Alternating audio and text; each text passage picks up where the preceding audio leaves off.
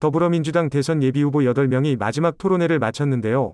지지율 1위인 이재명 지사를 향한 일명 반이재명 연대에 가혹한 공세가 가해졌습니다. 다만 추미애 전 장관이 이낙연 전 대표를 공격하는 등 이 지사를 지원 사격하는 모양새가 계속해서 이어져 명추연대 혹은 재미연대라는 말도 나오고 있습니다. 이는 추 후보가 미리 균형 추구실을 자처하며 대선 이후 자신의 역할까지 염두에 둔 행보라는 해석이 나옵니다. 현대자동차 노조가 전체 조합원을 상대로 파업 찬반 투표를 진행한 결과 찬성이 83%가 넘게 나오며 파업을 결의하게 되었습니다. 이는 단체 협약 결렬에 따른 것으로 기본급 약 10만 원 인상, 단기순이익 30% 성과급 지급, 정년 연장 등을 요구했지만 사용자 측에서 받아들일 수 없게 되면서 이르게 된 것인데요. 안 그래도 반도체 물량 부족 등으로 출고가 밀려 있어 차량 출고 지연 등 차질은 불가피할 것으로 보입니다.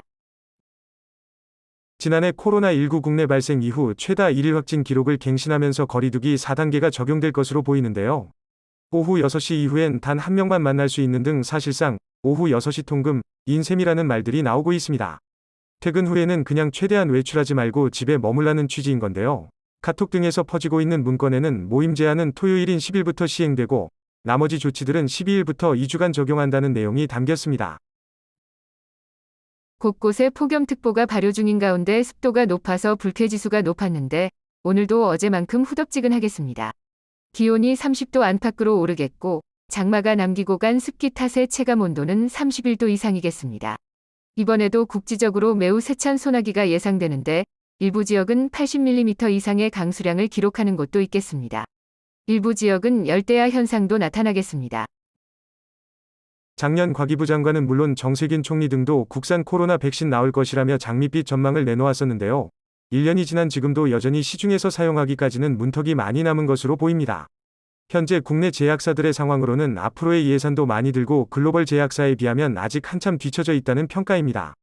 또 예산이 적게 들어 정부가 대책으로 내놓은 비교 임상 방식으로 개발 시 해외에서 인정받기는 어려울 것으로 보여 문제입니다.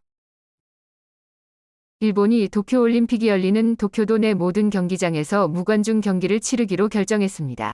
도쿄를 중심으로 코로나가 빠르게 확산하며 긴급사태가 선포된 데 따른 조치인데요. 도쿄가 아닌 다른 지자체에 위치한 경기장의 관중 수용 여부에 대해서도 해당 지자체와의 협의를 거쳐 곧 결정할 예정입니다.